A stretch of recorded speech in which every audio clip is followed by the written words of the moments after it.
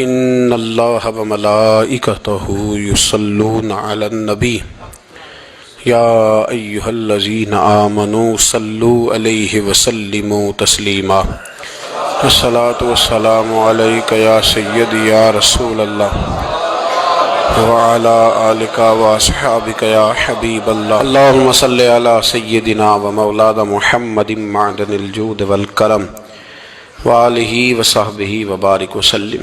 تمام تعریفیں حمد و ثنا اللہ تعالیٰ جل جلالہ کے لیے، ہر قسم کے درود و سلام نبی رحمت سید عالم آقا کل ختم رسول دانائے سبل احمد مجتبی جناب حضرت محمد مصطفیٰ صلی اللہ تعالیٰ علیہ وسلم کی ذات والا صفات کے لیے حمد و صلات کے بعد قرآن مجید نے فرمایا ان الدین عند اللہ الاسلام، فرمایا بے شک اللہ کے نزدیک جو دین ہے وہ دین اسلام ہی ہے۔ یہ کامل ہے، مکمل ہے اور اکمل دین ہے۔ ساری جہتیں، زندگی کی ساری ضروریات، شب و روز کے سارے معاملات دین اسلام کے ساتھ وابستہ ہیں۔ دنیا میں کوئی اور تہذیب ایسی نہیں ہے، کوئی اور طریقہ ایسا ہے ہی نہیں جو انسان کی مکمل فلاح کا سامان فراہم کرتا ہو۔ ہر جگہ پہ نہ صرف یہ کہ کمزوریاں ہیں بلکہ لوگوں کے پاس نصاب بھی مکمل نہیں۔ وہ جمہوریت کا نام رکھ کے لوگوں کے لیے نصاب فراہم کیا جائے، گورنر راج کا نام دے کے نصاب فراہم کیا جائے، صدارتی راج نافذ کر بات کی جائے، نظام وہی ہے جو اللہ نے اپنے محبوب کے ذریعے ہمیں عطا فرمایا صلی اللہ تعالی علیہ وسلم۔ حضور نے نا حقوق کا ایک چارٹر بنایا ہے، ایک چارٹر نبی پاک علیہ السلام نے حقوق کا تیار کیا ہے، اور اللہ کے حبیب علیہ السلام نے وہ ہمیں نصیب فرمایا۔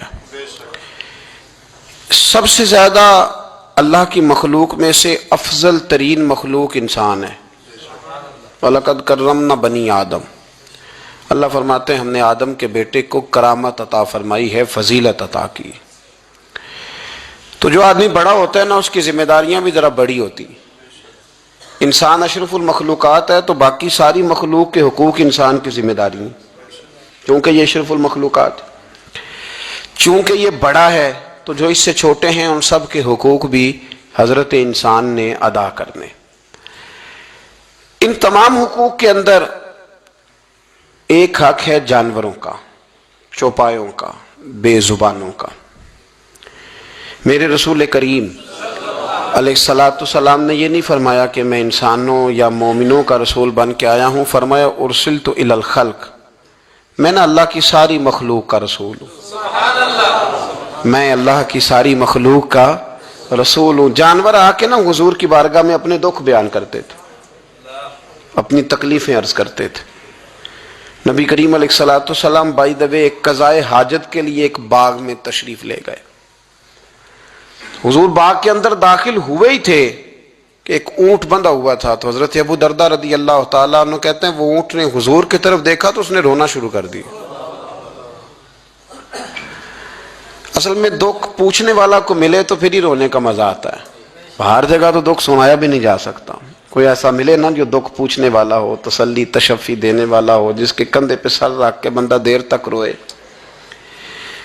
اونٹ رونے لگا تو حضرت ابو درداء رضی اللہ تعالیٰ عنہ فرماتے ہیں نبی کریم علیہ السلام اس کی طرف بڑھے، حضور نے اس کی پشت پر ہاتھ رکھا تو وہ اور زیادہ رونے لگا۔ پھر میرے محبوب نے اپنے کان مبارک اس کے منہ کے قریب کیے تو اس نے کوئی بات کی۔ محبوب نے فرمایا بلاؤ نا اس کے مالک کو، کہاں ہے؟ وہ جب آیا تو حضور صلی اللہ علیہ وسلم نے فرمایا کہ تم اس کی ضرورت سے زیادہ اس پر وزن رکھتے ہو، اسے اذیت دیتے ہو، تکلیف پہنچاتے ہو۔ اور پھر حضور علیہ السلام نے فرمایا اسے کھانا اور پانی وقت پر نہیں دیتے، اس کی دھوپ چھاؤں کا خیال نہیں رکھتے۔ اور آخری لفظ حدیث کے محبوب فرمانے لگے تم اس کے بارے میں اپنے رب سے نہیں ڈرتے؟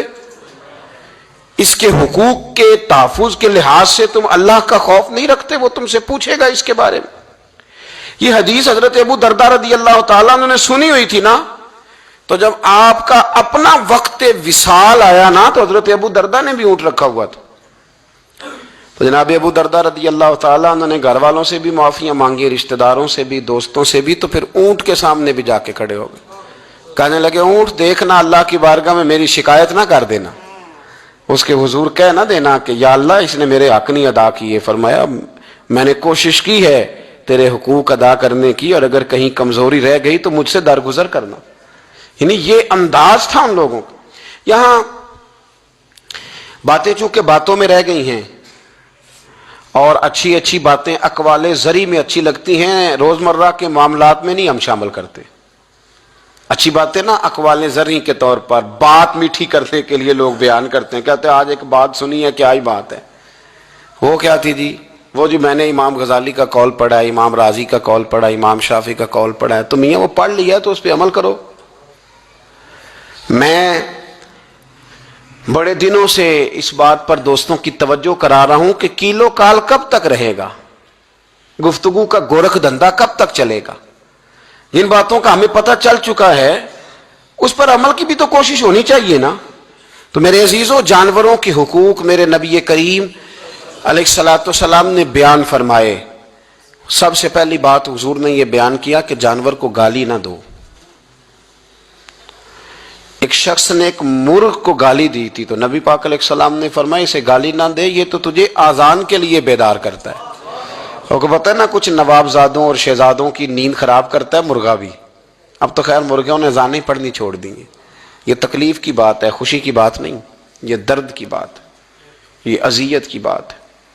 یعنی وہ وطن بھی کو وطن ہے جس میں اذان کی آواز ہی نہ آئے، وہ دیس بھی کو دیس ہے. ہم جا کے اب بسنے لگے ہیں ٹاؤنوں کے اندر، سوسائٹیوں کے اندر جہاں اذان کی آواز ہی نہیں آتی.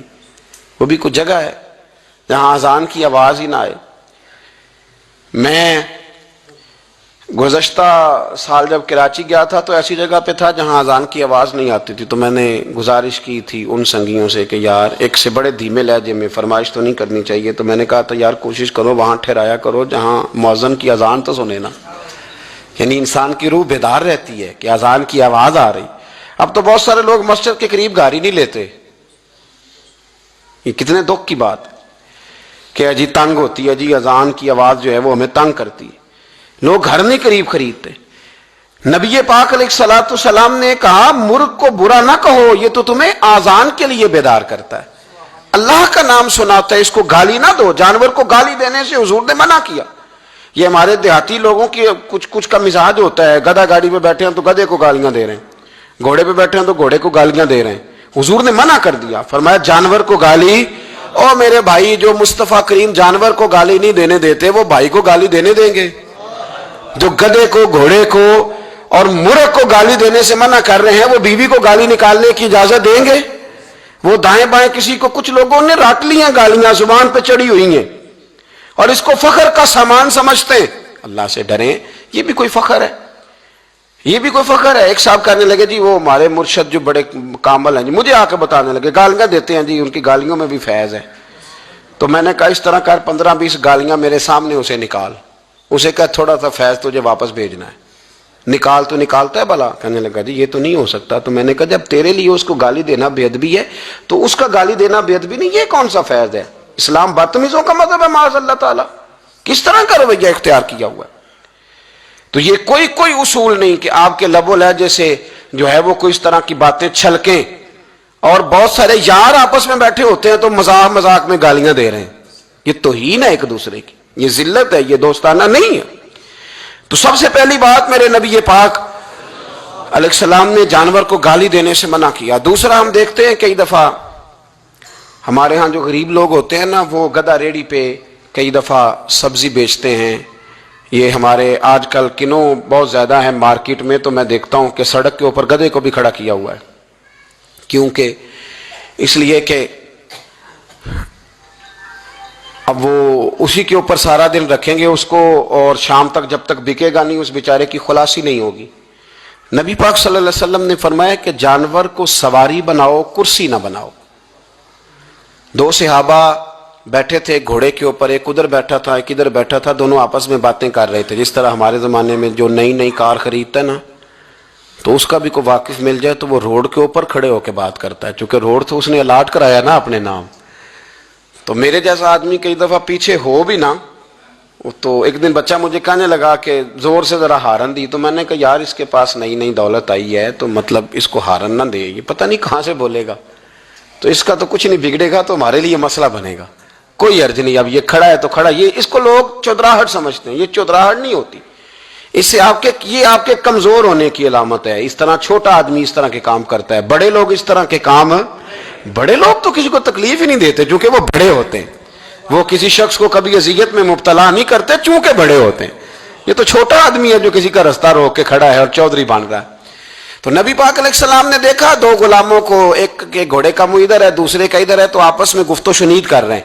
میرے رسول کریم علیہ السلام نے وہیں تنبیہ فرمائی، حکم دیا، فرمایا سواریوں کو سواریاں بنایا کرو، کرسیاں نہ بنایا کرو، جب تک چلنا ہو اس پر بیٹھو، اور جب بات کرنی ہو تو گھوڑے سے نیچے اترو، پھر بات کرو تو پھر دوبارہ گھوڑے پہ بیٹھو، ان کو سواریاں بنائیں، کرسیاں نہ بنائیں۔ میں اپنے استاد گرامی رحمت اللہ تعالی علیہ کے ساتھ تھا، تو ہم نے کہیں جانا تھا، ہم تانگے پہ بیٹھے تھے، وہ تانگے والے سے 2-3 دفعہ استاد جی نے کہا چلو، تو کہنے لگا جی سواریاں پوری ہوں گی تو چلیں گے، پھر کہا چلو یار جانا ہے، کہنے لگا جی سواریاں پوری ہوں گی، پھر میں کب تک پوری ہوں گی، کہنے لگا جی آج کل ذرا رش کم ہے تو کچھ ٹائم لگ جائے گا۔ تو استاد صاحب نہ اتر آئے نیچے، اس نے سمجھا سواریاں ناراض ہو گئی ہیں، کہنے لگا جناب آپ بیٹھے ہیں، مطلب آ جاتی ہے ابھی سواری۔ تو استاد صاحب فرمانے لگے کہ میں سامنے پھٹے پہ بیٹھتا ہوں اس لیے کہ جانور کو سواری بنانے کا حکم ہے، کرسی بنانے کا نہیں، میں اس کو کیوں تکلیف میں مبتلا کروں، ابھی آتی ہے نا کوئی سواری باقی کی، تو آج اب ہمارے پاس عقلی دلائل ہوتے ہیں نا۔ وہ کہنے لگا جی نہیں آپ بیٹھے رہیں، آپ کو دیکھ کے باقی لوگ بھی بیٹھیں گے۔ تو استاد جی کہنے لگے میں تیری بات مانوں یا رسول اللہ کی بات مانوں؟ میں تو نبی پاک صلی اللہ علیہ وسلم کی بات مانوں گا نا، حضور نے فرمایا ہے کہ سواریوں کو سواری بنانا ہے، کرسیاں ممبر نہیں بنانا، ان کو ان پر چڑھے بیٹھے نہیں رہنا، تم نے اتر جانا ہے جب کام لینا ہے۔ تو جانور کا یہ حق ہے کہ اس سے اتنا ہی کام لیا جائے جتنا وہ اس کا بوجھ برداشت کر سکے۔ میں کچھ باتیں میں پڑھتا ہوں تو مطلب میں سمجھتا ہوں کہ یار ہم کہاں بیٹھے ہوئے ہیں، اور دین کن لوگوں کے پاس تھا۔ حضرت عبداللہ بن مبارک نے نا کرائے پہ گھوڑا لیا تھا۔ اب یہ بھی بات ہے، یہ بھی کرنی پڑے گی چونکہ میرے معاشرے کا مسئلہ ہے، تو رینٹ پہ جو گاڑی لیتے ہیں نا، کئی دفعہ مجھے نہیں پتا ہوتا تھا کہ یہ کیا ہوتا ہے، تو میں تجربات حاصل کرتا رہتا ہوں، زندگی میں انسان سیکھتا ہے۔ تو میرے پاس ایک آدمی بڑی غلط گاڑی لے کے گزرا، تو میں نے ڈرائیور سے کہا کہ یہ کہیں لگ جائے گا، کہنے لگا اس کی اپنی نہیں، اس نے کرائے پہ لی ہوئی ہے، اس کی اپنی ہوتی تو اس طرح سے ڈرائیو، یہ اس نے کرائے پہ لی ہے۔ تو میں نے کہا کہ مجھے اس کا فلسفہ سمجھاؤ یہ کیا ہے، کہنے لگے یہ ہینڈ اوور کار لیتے ہیں کرائے پہ، تو یہ لی ہی اس لیے جاتی ہے کہ یہ توڑ کے واپس کریں گے، تو رکھنے والوں نے بھی وہ رکھی ہوتی ہے کہ جو بالکل نکارا اور ناکام ہوتی، یہ معیار ہے۔ حضرت عبداللہ بن مبارک رحمت اللہ، اس زمانے میں لوگ یہ کام کرتے تھے، کرائے پہ سواری لیتے تھے۔ حضرت عبداللہ بن مبارک رحمت اللہ تعالیٰ نے ایک شخص سے کرائے پہ گھوڑا لیا کہ مجھے فلاں سفر پہ جانا ہے تو گھوڑا کرائے پہ دے دو۔ اس نے کہا جی کس کس نے جانا ہے، تو آپ فرمانے لگے میرا وجود دیکھ لے، میں نہیں جانا ہے، کرایہ طے ہو گیا۔ آپ نے گھوڑا اس سے لے لیا، جب آپ جانے لگے تو ایک آدمی رستے میں ملا، کہنے لگا حضور کوفے جا رہے ہیں؟ فرمایا ہاں۔ کہنے لگا یہ میرا خط بھی لے جائیے گا، یہ میرا خط ہے، کتنا وزن ہوتا ہے خط کا، یہ میرا خط ہے، فلاں آدمی کو دیجیے گا۔ تو آپ فرمانے لگے تو میرے ساتھ واپس چل گھوڑے کے مالک کے پاس، اگر وہ اجازت دے گا یہ سفر گھوڑے پہ زیادہ رکھنے کا تو میں رکھوں گا، اور اگر وہ اجازت نہیں دے گا تو میں نہیں رکھوں گا۔ تو وہ آدمی کہنے لگا حضور اتنی چھوٹی چھوٹی باتوں کا کیوں خیال رکھتے ہیں؟ تو عبداللہ بن مبارک فرمانے لگے اس لیے کہ میں رحمت للعالمین نبی کا ماننے والا ہوں، میرے رسول پاک علیہ السلام رحمت للعالمین ہے، تو میں اتنا بھی ظلم جانور پر کر سکتا، میں پہلے اجازت لوں گا اس کے مالک سے، اس کے بعد پھر میں آگے جاؤں گا۔ تیسری بات، نبی پاک علیہ السلام نے کہا کہ جب تم جانور کا دودھ دھویا کرو نا تو سارا نہ دھویا کرو، اس کے بچے کے لیے بھی چھوڑو۔ اور حضور نے فرمایا کہ اگر کسی جانور کو تکلیف ہو تو تھنوں سے سارا دودھ نہ نکالو، بلکہ کچھ اس کے تھنوں میں چھوڑ۔ اگر کسی جانور کو تکلیف ہو، کچھ جانور ایسے ہوتے ہیں جن کو تکلیف ہوتی ہے، سارا دودھ بالکل نچوڑ کے نکال لیا جائے تو انہیں تکلیف ہوتی، فرمایا اگر تکلیف ہو تو پھر سارا دودھ نہ نکالو، کچھ چھوڑ بھی دو، اس کے بچے کے لیے بھی کچھ چھوڑو۔ فرمایا جب اسے ذبح کرنے لگو تو چھری تیز لاؤ، تیز۔ ایک شخص ناکام سی چھری کے ساتھ جانور کو ذبح کرنے لگے تو نبی پاک علیہ السلام فرمانے لگے تو اسے 2 موتیں دینا چاہتا ہے, 2 دفعہ مارنا چاہتا ہے اس بیچارے کو. فرمایا اس طرح نہ کر, ایک تو چھری تیز کر اور دوسرا اس کی نظروں کے سامنے نہ کر, سائیڈ پہ لے جا اور اس تیز دھار کے ساتھ اسے ذبح کر کے اسے کم سے کم تکلیف ہو, کم سے کم اسے درد ہو. ہمارے ہاں عید کے موقع پر کسائی کو بڑی جلدی ہوتی ہے, جانور ابھی پورا ٹھنڈا بھی نہیں ہوتا کہ فٹافٹ وہ کھال اتارنی شروع کر دیتے ہیں. یہ اذیت ہے, یہ تکلیف ہے, آپ آزمائش میں ڈال رہے ہیں. آپ اس سے کہیں, میں تو ریکویسٹ کر لیتا ہوں کبھی کبھی, میں کہتا ہوں یار تو چند پیسے زیادہ لے لینا, تجھے اگلے گھر جانے کی جلدی ہے, تجھے ٹیلی فون بھی آ رہے ہیں تو آدھے گھنٹے کا ٹائم بھی بتاتا جا رہا ہے, لیکن ایسے نہ کر, یہ جانور ہے, اس میں اللہ نے جان رکھی ہے, اس کا خیال کر. نبی رحمت علیہ الصلوۃ والسلام نے ہمیں یہ باتیں بتلائی. فتاوی عالمگیری میں پڑھ رہا تھا, عجیب فتویٰ لکھا ہے, انہوں نے لکھا جو آدمی جانور کے دودھ دھوئے نا اس کے ناخن بڑے نہیں ہونے چاہیے. جانور کے جو تھن ہوتے ہیں وہ نازک ہوتے ہیں, تو جس کے ناخن بڑے ہوں گے. اور صاحب فتاوی عالمگیری نے لکھا ہے کہ ہفتے کے بعد ناخن کاٹنا سنت ہے, لیکن جس نے جانوروں کا دودھ دھونا ہونا وہ ہفتے کا انتظار نہ کرے, وہ جلد ناخن کاٹ لے تاکہ جب دودھ دھوئے گا تو جانور کو تکلیف نہ ہو, وہ جلدی کاٹ لے. اور اس ترتیب سے صحیح کر کے ناخن کاٹے کہ وہ کٹے ہوئے ناخن بھی کہیں جانور کو تکلیف نہ دے.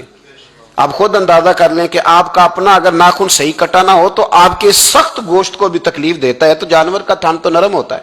میرے رسول کریم, پڑھیے درود پاک, سارے پڑھیے صلی اللہ.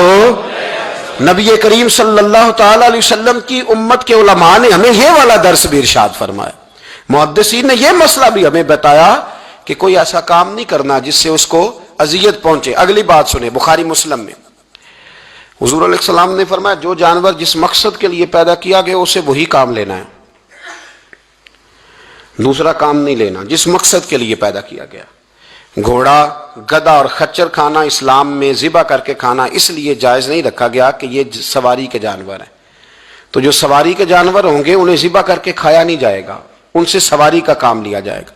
اور جو جانور گوشت والے ہوں گے ان سے گوشت کا کام لیا جائے گا, جو دودھ والے ہوں گے اس سے دودھ کا کام لیا جائے گا. بخاری مسلم میں موجود ہے, نبی پاک علیہ السلام فرماتے ہیں ایک شخص نے بیل پر سواری کر لی, بیل پر, گائے پر اس نے سواری کر لی, اور جب وہ تھوڑا سا آگے گیا نا تو بیل اپنا منہ پیچھے کر کے کہنے لگا میں سواری کے لیے نہیں پیدا کیا گیا.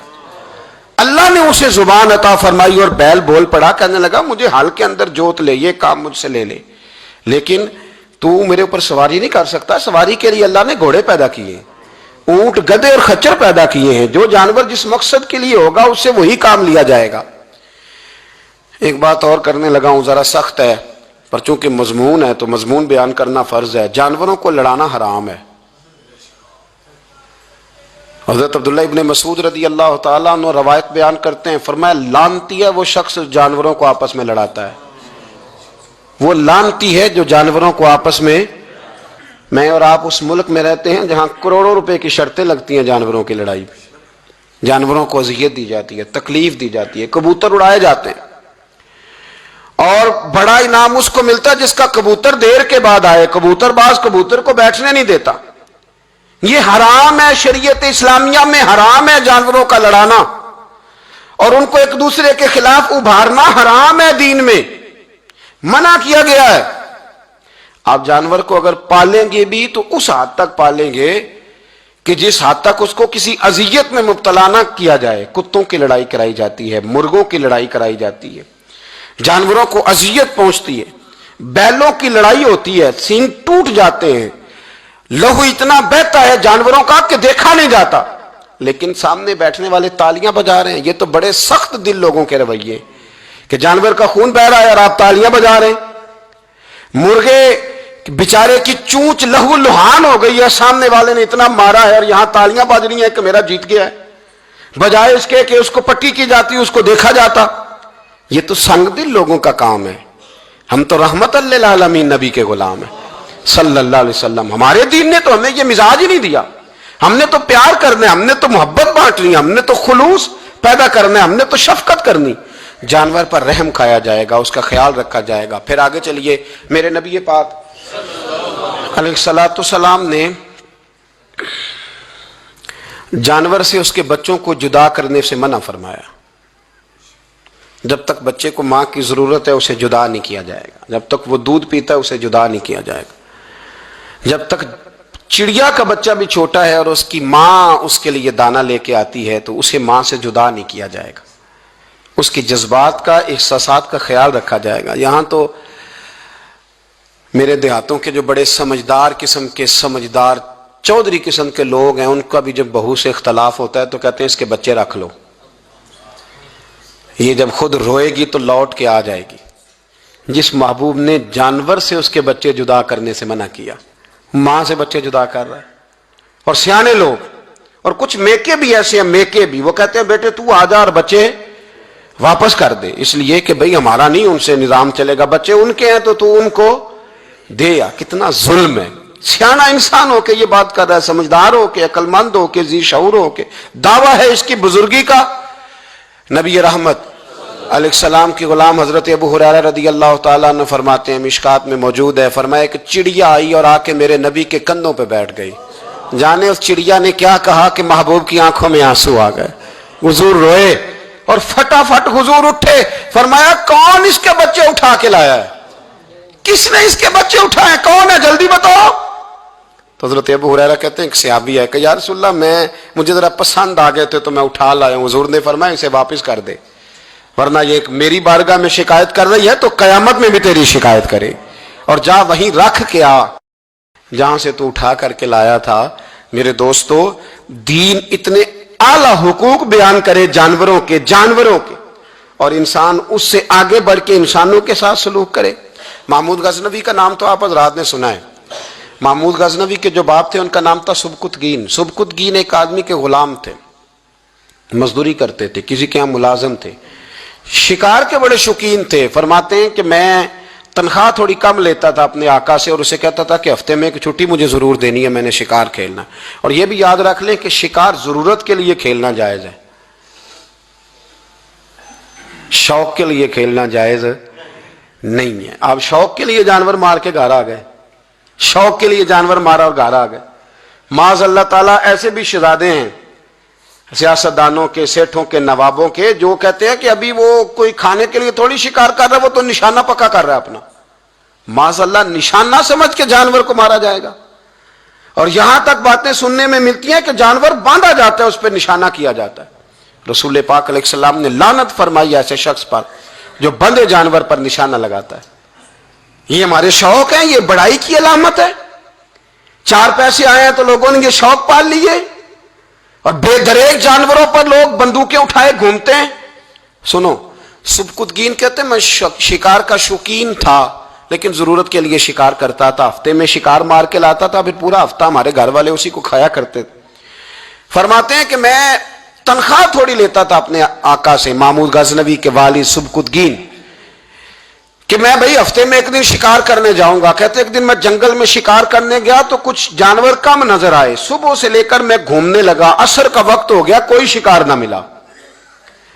اب میرے دل کے اندر یہ ڈر تھا کہ اگر مغرب مجھے یہیں ہو گئی تو مجھے کوئی درندہ، کوئی جانور پریشان کرے گا. اسی پریشانی کے عالم میں دائیں بائیں دیکھ رہا تھا کہ ہرنی کا ایک بچہ مجھے نظر آیا. میں نے جھٹ سے وہ ہرنی کا بچہ ہی اٹھا لیا کہ آج یہی شکار کروں گا. کہتے ہیں میں نے اسے گھوڑے کے آگے رکھا، اپنے آگے گردن کی جانب، اور میں نے گھوڑے کی لگامیں اس تیزی سے گھمائی کہ سر پٹ گھوڑا دوڑایا تاکہ مغرب سے قبل میں شہر میں پہنچ جاؤں، یہ جنگل کا علاقہ گزر جائے. کہتے ہیں میں بڑی گرمی تھی، بڑی پیاس لگی، پر پانی نہ پیا نہ گھوڑے کو پلایا. سر پٹ دوڑایا اس ڈر سے کہ کہیں ایسا نہ ہو کہ میں جنگل میں مجھے شام ہو جائے. کہتے ہیں جب میں شہر سے باہر پہنچ گیا تو مغرب کا وقت بھی شروع ہو گیا. کہتے ہیں ابھی میں پہنچا ہی تھا، میں نے وہاں گھوڑے کو روکا، خود بھی پانی پیا، جانور کو بھی پلایا. کہتے ہیں ذرا میں نے آنکھ اٹھا کے دیکھا تو جس ہرنی کا میں بچہ لایا تھا وہ بھی دوڑتی ہوئی میرے پیچھے آ گئی. کہتے ہیں وہ پیچھے میرے کھڑی ہے، پتہ نہیں کہاں سے بیچاری دوڑی. میرا تو گھوڑا تھا اور میں نے تو سانس بھی نہیں لیا. 1.5 گھنٹہ 2 گھنٹے میں بھگاتا لایا اس جلدی میں کہ باہر آنا ہے. کہتے ہیں پلٹ کے دیکھا تو اس کی سانس پھولی ہوئی ہرنی کی، اور للچائی نظروں سے مجھے دیکھ رہی ہے. دل کے ایک کونے سے آواز آئی کہ آج تو 2 شکار ہو گئے. بچہ تو پکڑا ہی, اس کی ماں کو بھی قابو کرتا ہوں تاکہ ڈبل شکار ہاتھ آئے گا. کہتے ہیں پھر اندر سے میرا درد بولا, اندر سے میرا رحم بولا کہ ایک ماں اپنا بچہ لینے آئی ہے. اور اس طرح تو اسے تکلیف نہیں دی جا سکتی کہ اسے بلیک میل کر کے ماں کو بھی رکھ لیا جائے. کہتے ہیں جب میں نے اس ہرنی کی طرف دیکھا تو اس کی نظروں میں سوال تھا, اس کی نظروں کے اندر سوال تھا, کچھ مانگ رہی تھی. کہتے میں نے اس بچے کی پشت پر ہاتھ پھیرا, پھر میں نے بچہ چھوڑ دیا. کہتے اس نے پہلے بچے کو بازوؤں میں لیا, پھر اپنی زبان سے اپنا بچہ چاٹنے لگی. کہتے ہیں پھر وہ جب جنگل کی طرف جانے لگی تو ایک دفعہ اس نے میری طرف دیکھا, دوسری دفعہ اس نے آسمان کی طرف دیکھا. زندگی میں مجھے اتنا سکون کبھی نہیں آیا تھا جتنا آج آیا. کہتے میں گھر گیا, عشاء کی نماز پڑھی, باوضو میں بستر پہ لیٹ گیا. لوگوں میرے نصیب دیکھو, مجھے مدینے والے محبوب کا دیدار نصیب ہوا. رسول کریم علیہ السلام میری خواب میں آئے, میں رونے لگا.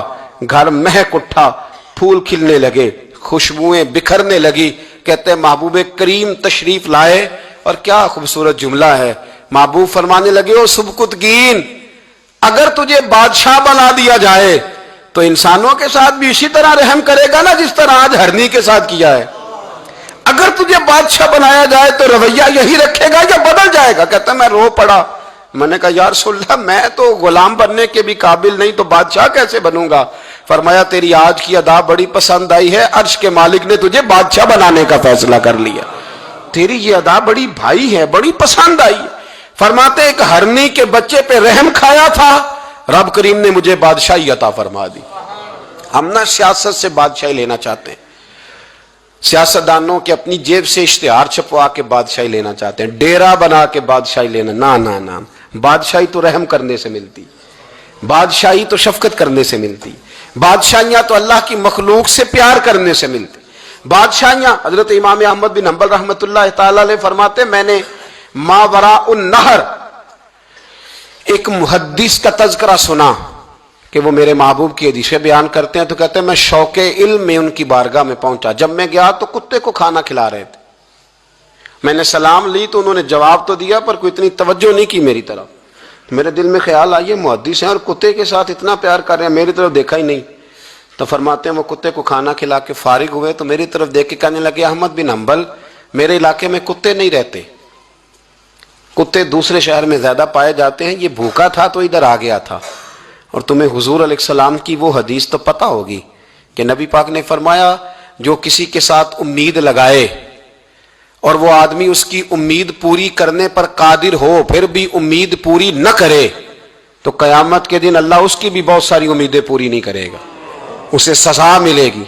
امید پوری کرنے پر قادر تھا, مجبور نہیں تھا, پر پوری نہ کی تو اسے قیامت کے دن سزا ملے گی. تو فرمایا یہ کتا امید لگا کے آیا تھا میرے گھر میں کھانے کی, تو اگر میں پوری نہ کرتا تو پھر حضور کی اس حدیث پر عمل کیسے ہوتا, اور پھر مجھے حدیثیں بیان کرنے کا مطلب کیا سمجھ میں آتا. امام احمد بن حنبل رحمۃ اللہ تعالی علیہ فرماتے ہیں میں نے کہا استاد جی اجازت دے دیں. کہا کدھر آئے تھے؟ کہا حضور جس کام آیا تھا نا وہ میرا بڑا ہی اچھا ہو گیا ہے, وہ بڑا شاندار ہو گیا. جو حدیث بھی آپ نے بیان کر دی اور صرف بیان نہیں کی, آپ نے تو عمل کر کے بھی دکھا دیا ہے. آپ نے تو اس حدیث پر منوان عمل کر کے بھی دکھا دی. جانور کے ساتھ اس نے سلوک کرنا, اس کے ساتھ پیار کرنا, جانوروں کا خیال رکھنا. کچھ جانور موذی ہوتے ہیں, شریعت نے انہیں مارنے کی اجازت دی ہے, اجازت دے دیا. جو جانور تکلیف دیتا ہے, اذیت دیتا ہے, اسے مارا جا سکتا ہے, اس کو ہٹایا جا سکتا ہے.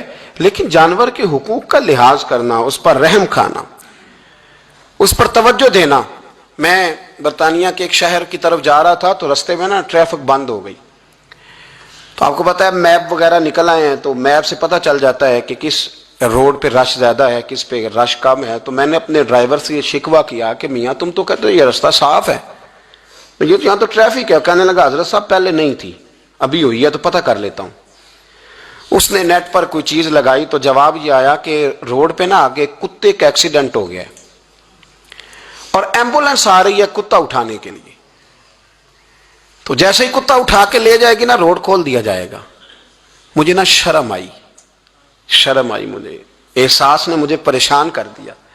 وہ کہنے لگا حضرت میں نے کوئی ایسی بات تو نہیں کر دی، آپ تو پریشان ہو گئے۔ میں نے کہا یار پریشان اس لیے ہوا ہوں کہ کافروں کا ملک ہے، کتے کا ایکسیڈنٹ ہوا ہے تو ایمبولینس کتا اٹھانے آ گئی ہے۔ اب مسلمانوں کے ملک میں کتا اگر روڈ پہ ایکسیڈنٹ ہو جائے تو وہ گاڑی کے ٹائروں کے ساتھ مسئلہ تو جاتا ہے، پر مرے ہوئے کو بھی سائیڈ پہ کوئی نہیں کرتا۔ میرے وطن عزیز میں، میرے ملک کے اندر کتا اگر اس کا ایکسیڈنٹ ہو گیا تو ٹائروں کے ساتھ ہی وہ جائے گا۔ یعنی 10 دینے والا، M A, B A, B B A, M S C, M Phil, P H D کی ڈگری رکھنے والا، اب مالدار غریب لوگ تو نہیں نا گاڑیاں ڈرائیو کر رہے ہوتے، مالدار پڑھے لکھے لوگ، وہ اپنے ٹائروں کے ساتھ اس کتے کے اوپر سے گزریں گے، لیکن کچھ چھڑی لے کے اس کو سائیڈ پہ نہیں کریں گے۔ اور ہمارے کوئی فلسفے سنے تو ہم سے زیادہ اچھا بیان ہی کوئی نہیں کر سکتا، ہماری کو لب و لہجہ دیکھے تو ہم سے زیادہ اچھی نصیحت کرے گا کوئی نہیں۔ لیکن اس کو ایک جگہ پہ میں نے کہا ایک سنگی سے کہ یار ذرا تھوڑا رکو، اس کو سائیڈ پہ کر دو، تو کہنے لگے مین روڈ پہ کیسے رکیں؟ تو میں نے کہا ہیلمٹ گر جائے تو فٹافٹ رک جاتے ہو، تھیلا گر جائے نا کبھی سامان والا تو یوں کر کے گاڑیاں بلاک کر دیتے ہو، اگرچہ وہ 150 روپے کا ہی مال کیوں نہ ہو، اور کتے کی خاطر نہیں نیچے اتر سکتے، اس کو تھوڑا سا ہٹایا نہیں جا سکتا۔ لیکن ہمارے رویے ہیں، ہمارا مزاج ہے، ہم ان چیزوں کو سمجھتے نہیں۔ امیر ملت، اور اگر میں کہوں بانی پاکستان تو میں ٹھیک کہوں گا۔ بانی لارڈ تھا ایک اس وقت انگریزوں کا بڑا، پیر جماعت علی شاہ صاحب محدث علی پوری بھی پاکستان کی تحریک چلا رہے تھے اور قائد اعظم بھی چلا رہے تھے۔ تو لارڈ نے قائد اعظم سے کہا تھا کہ قائد اعظم مجھے تیری سیاست سے اتنا ڈر نہیں آتا جتنا جماعت علی شاہ کے دین سے ڈر آتا ہے، جتنا مجھے، میں آن دی ریکارڈ بات کر رہا ہوں ذمہ داری کے ساتھ، کہ تیری سیاست سے میں اتنا نہیں ڈرتا جتنا جماعت علی شاہ کے دین سے ڈرتا ہوں، اس لیے کہ یہ جب دین کا نام لے کے پاکستان کی بات کرتا ہے تو لوگوں پہ جادو طاری کر دیتا ہے، اس لیے میں تیری سیاست سے زیادہ اس کے دین سے ڈرتا ہوں۔ امیر ملت پیر جماعت علی شاہ صاحب، ان کو ابو العرب بھی کہا جاتا، ان زمانوں میں عرب میں غربت آئی تو یہاں سے ہندوستان سے چندے اکٹھے کر کر کے پیر جماعت علی شاہ صاحب لے جایا کرتے تھے۔ مدینہ شریف میں آج بھی جماعت منزل موجود ہے، پیر صاحب کی اپنی رہائش تھی۔ امیر ملت پیر جماعت علی شاہ صاحب نا مدینے میں گزر رہے تھے تو بڑے بڑے مرید ساتھ تھے۔ اس زمانے میں لوگ ہاتھوں میں چھڑی رکھا کرتے تھے، جانور اکثر ہوتے تھے تو چھڑیاں ہاتھوں میں ہوتی تھیں، تو پیر صاحب گزر رہے تھے، بوڑھے آدمی تھے، مرید ساتھ تھے، تو ایک کتا دوڑا دوڑا آ گیا۔ جب وہ پیر صاحب کے قریب سے گزرنے لگا تو ایک مرید نے نہ کتے کی ٹانگ پہ ڈنڈا مارا، پیچھے ہٹ جا، کپڑوں کو نہ لگ جانا۔ کتا چونکنے لگا، رونے لگا، اور جب بھاگا نا تو لوگ کہتے ہیں ہم نے عجیب منظر دیکھا، 100 سال کے پیر جماعت علی شاہ صاحب پگڑی ہاتھ میں پکڑی اور کتے کے پیچھے بھاگنا شروع کر دیا، دوڑ کے کتے کو اٹھا کے لائے اور یوں اس کو سینے سے لگایا۔ پھر پیر صاحب نا اس کتے کو اپنی رہائش گاہ پہ لے گئے، پھر اپنی پگڑی کھول کے نا تو اس کی پٹی کی، پھر دودھ کا پیالہ اس کے آگے رکھا۔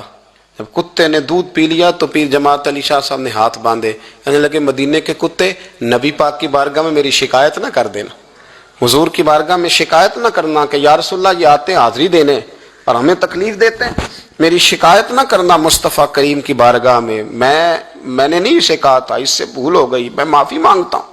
میرے عزیزو، وہاں درد تھا، وہاں سوز تھا، وہاں پیار تھا، وہاں محبت تھی، لیکن ہمارے رویے انسانوں کے حق میں تو کیا، جانوروں کے حق میں سخت سے سخت تر ہوتے جا رہے ہیں۔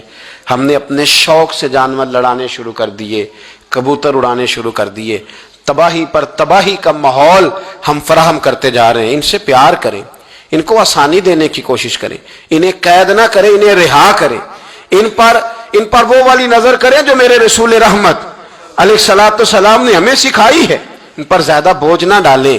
آپ تو اس خوبصورت دین کے ماننے والے ہیں جس دین کے رسول نے چھوٹی چھوٹی چیزوں کی بابت سمجھداری کا مظاہرہ کرنے کا حکم دیا۔ جانوروں نے تو میرے نبی پاک کی غلامی بڑی کی ہے، مطلب جانور حضور سے بڑا پیار کرتے تھے، بڑا پیار کرتے تھے۔ حضور کا ایک گدھا تھا جس کو دراز گوش کہا جاتا ہے، اس کے لمبے لمبے کان تھے تو دراز گوش شریف، حضور کسی کو بلانے بھیجتے تھے تو صحابی کے دروازے پہ جا کے سر مارا کرتا تھا، اور صحابہ کہتے جب منہ سے دیکھتے تو سمجھ آتا تھی نبی پاک نے بلایا ہے۔ حضور کی ایک اونٹنی تھی نبی پاک علیہ السلام، تو میرے مصطفیٰ کریم علیہ الصلوۃ والسلام آواز دیتے تھے تو بیٹھ جاتی تھی، بلاتے تھے تو آ جاتی تھی۔ حضور کا وصال ہوا تو سیدہ فاطمہ کے دروازے پہ جا کے بیٹھ گئی، اور جب تک نہیں اٹھی جب تک اس اونٹنی کی روح پرواز نہیں کر گئی. میرے نبی پاک علیہ الصلوۃ والسلام کے ساتھ تو یہ ایک بکری سیدہ عائشہ کہتی ہے ہم نے گھر میں رکھی ہوئی تھی تو وہ بکری اٹھتی بھی تھی آتی جاتی بھی تھی کبھی کبھی آواز بھی نکالتی تھی پر جتنی دیر نبی پاک گھر میں رہتے تھے وہ ادب کے ساتھ چپ رہتی تھی. وہ آواز نہیں نکالتی تھی کوئی حرکت نہیں کرتی تھی وہ خاموش رہتی تھی. مصطفیٰ کریم کا ادب کرتی تھی. جانوروں سے حضور نے پیار کیا جانوروں نے میرے نبی کا ادب کیا. غار ثور میں سب سے زیادہ جس کان نے کافروں کی آنکھوں پہ پٹی باندھی وہ کبوتری کے انڈے ہی تو تھے. وہ کبوتری کے انڈے ہی تو تھے. اس نے آ کے جالا وہیں فوری طور پر آ کے مکڑی نے جالا بنا اس کے اندر کبوتری نے انڈے دیے. اور جب ابو جہل کہنے لگا نا اندر گھسو دیکھو اندر جا کے غار کے تو اس کے اپنے ہی لوگ اسے کہنے لگے تو پاگل ہو گیا ہے. اگر کل یہاں سے کوئی گزرا ہوتا تو یہ جالا جو تھا یہ ٹوٹا ہوا ہوتا یہ انڈے گرے ہوئے ہوتے. پتہ نہیں کب سے کوئی اندر نہیں گیا تبھی تو یہاں جالا تنا ہوا ہے مکڑی نے تبھی تو یہاں انڈے ہیں. اور میرے بھائیوں ان جانوروں نے امداد کی انہوں نے مدد کی. حضرت خالد بن ولید رضی اللہ تعالیٰ عنہ ایک گھوڑے پر سوار تھے. گھوڑے پر جنگ ہو رہی تھی تو گھوڑا تھک گیا. اب خالد بن ولید تو اللہ کی تلوار تھے وہ تو تھکتے ہی نہیں تھے.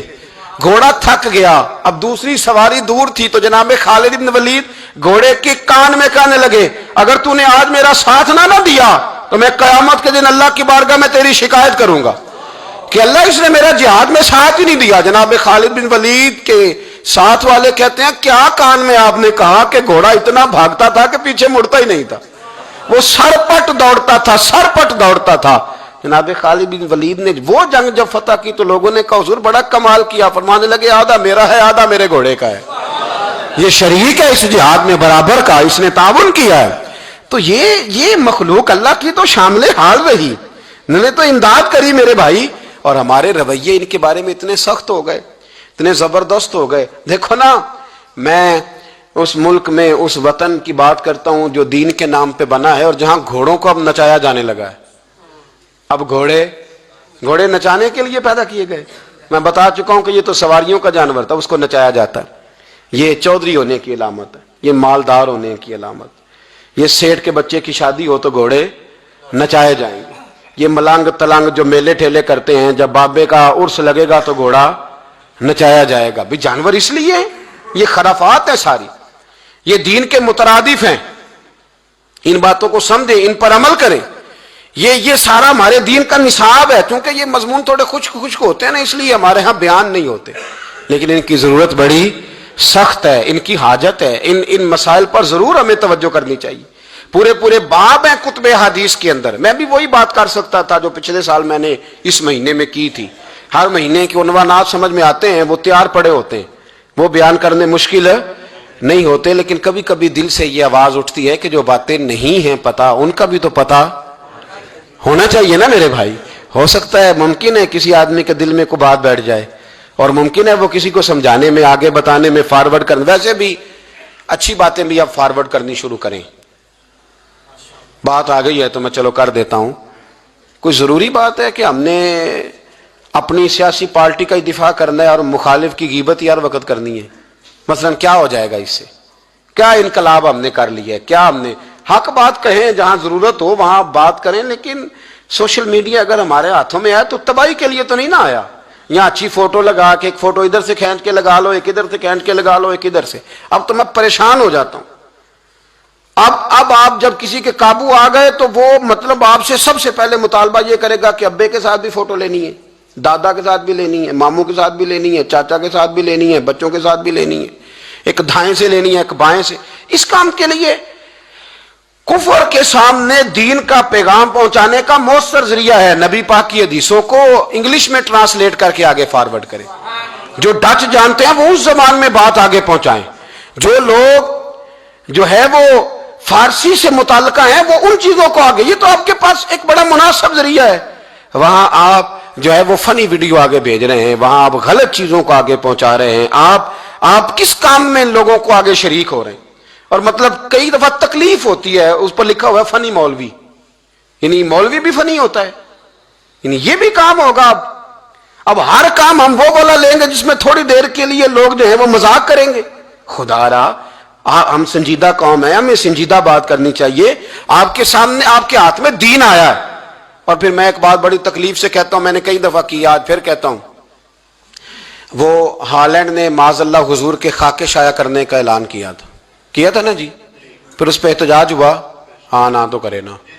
ہر آدمی نے نا اپنے سوشل میڈیا پیج پہ جگہ دی کہ جی گستاخی ہو رہی ہے جی، نکلا ہے گورنمنٹ، یہ کر دیں وہ کر دیں. ہم نے بھی کیا، کرنا چاہیے، پیغام دینا چاہیے. لیکن وہ خاکے شائع کرنے والے دو لوگ تھے. ایک مواد فراہم کرتا تھا، کیلیڈون اس کا نام تھا، اور ایک یہ تھا جو خاکے بناتا تھا. تو یہ جو خاکے تحقیق کرتا تھا نا، معاذ اللہ اس نے اسلام کے خلاف 2 کتابیں بھی معاذ اللہ لکھی ہیں. اب وہ بندہ نا یہ 1.5-2 ہفتے ہوئے کلمہ پڑھ کے مسلمان ہو گیا. اور آپ کے سارے قومی اخبارات نے خبر بریک کی، تمام نے، دنیا میں، ایکسپریس میں، ہر اخبار میں خبر آئی. پڑھی ہے آپ لوگوں نے بھی؟ جنہیں پڑھی ہاتھ کھڑا کریں. ماشاءاللہ اتنے لوگ گواہ ہیں، یہ سب نے پڑھی ہے.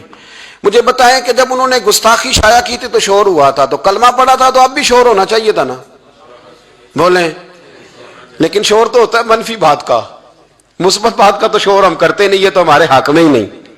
منفی بات کا شور ہے اور مثبت بات کی طرف ہم آتے، یہ ہمارا مزاج ہے. مثبت بات کا بھی شور کرے میرے بھائی، وہ بھی لینا چاہیے تھا ہمیں اخبارات سے، وہ بھی ہر پیج پر ہونا چاہیے تھا، اس کی بھی فوٹو لگا لینی چاہیے.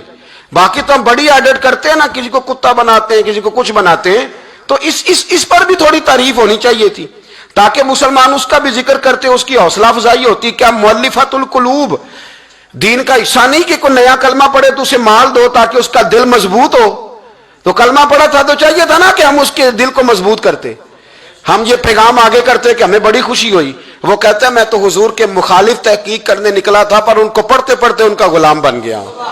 اور اس نے باقاعدہ معافی مانگی ہے، باقاعدہ معافی مانگی ہے کہ میں اپنے پچھلے رویے سے اللہ کی بارگاہ میں بھی شرمندہ ہوں، نبی پاک کی بارگاہ میں بھی شرمندہ ہوں، مسلمانوں سے بھی معافی مانگتا ہوں.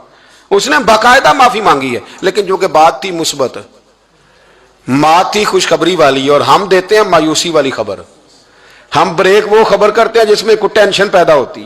ٹینشن. میں ابھی حیدرآباد میں تھا، پولیس والا اپنی گاڑی میں بیٹھا تھا، ہم اپنی گاڑی میں تھے.